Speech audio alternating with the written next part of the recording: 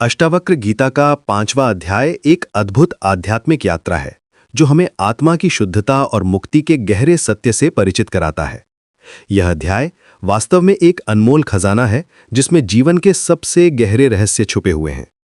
आज हम इस महान ग्रंथ के 5वें अध्याय की गहराई में उतरेंगे और समझेंगे कि कैसे ऋषि अष्टावक्र ने राजा जनक को आत्मज्ञान की सर्वोच्च अवस्था तक पहुंचाया। यह संवाद सिर्फ एक राजा और ऋषि के बीच नहीं है, बल्कि यह हर उस व्यक्ति के लिए है जो सच्चाई की तलाश में है। इस अध्याय में अष्टावक्र जी राजा जनक को समझाते हैं कि वास्तविक स्वरूप क्या है। पहला श्लोक कहता है, न ते संगो अस्तिकेनापि किम शुद्धस्त्यक्तुमिच्छसि संघात विलयम कुर्वन्नेव मेव लयम व्रज। इसका अर्थ है कि तुम्हारा किसी भी चीज से कोई संबंध नहीं है, तुम पूर्णतः शुद्ध हो, फिर तुम क्या त्यागना चाहते हो? यह एक बहुत गहरा प्रश्न है जो हमारी सोच को हिला देता है। अष्टावक्र जी कह रहे हैं कि जब तुम पहले से ही शुद्ध हो तो त्याग की बात ही कहां आती है। यह सिर्फ एक भ्रम है कि हमें कुछ छोड़ना है। वास्तव में हमें सिर्फ अपने असली स्वरूप को पहचानना है। ये ऐसे है जैसे सोना अपनी चमक को वापस पाने के लिए कुछ और नहीं करता, बस धूल साफ करनी पड़ती है। दूसरे श्लोक में एक बेहतरीन उदाहरण दिया गया है, उदयति भवतो विश्वम वारिधेरेव बुद्बुताः इति ज्ञात्वैकमात्मानम् एवमेव लयम व्रजः।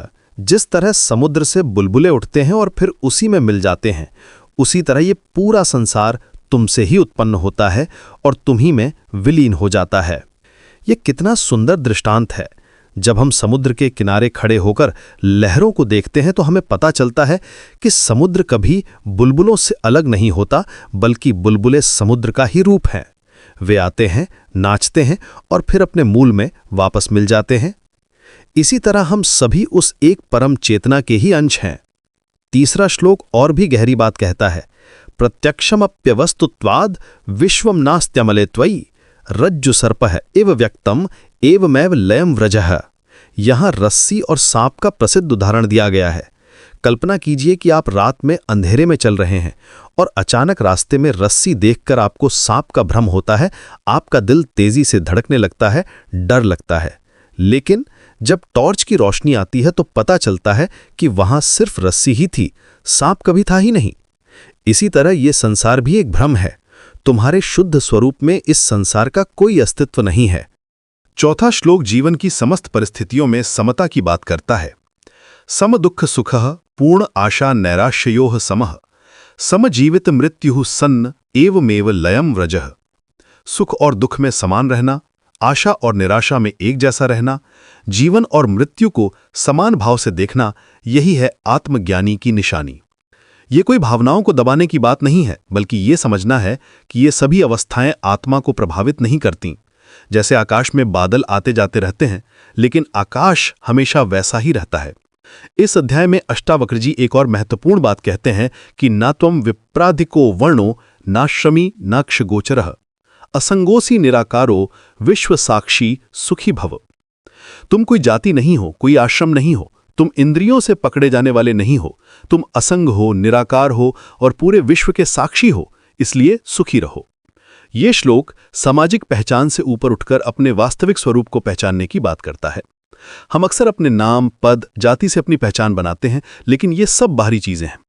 अष्टावक्र जी आगे कहते हैं कि धर्म और अधर्म, सुख और दुख ये सब मन की कल्पनाएं हैं। आत्मा इन सबसे परे है। धर्मा धर्मौ सुखम दुखम मानसानी नते विभो न कर्तासी न भोक्तासी मुक्त एवासी सर्वदा।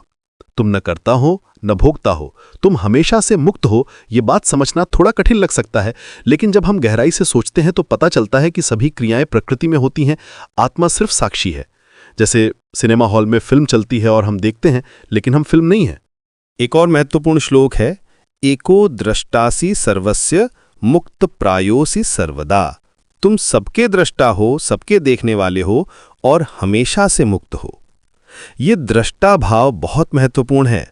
जब हम अपने विचारों, भावनाओं और परिस्थितियों के दृष्टा बन जाते हैं तो हमें पता चलता है कि हम इन सब से अलग हैं।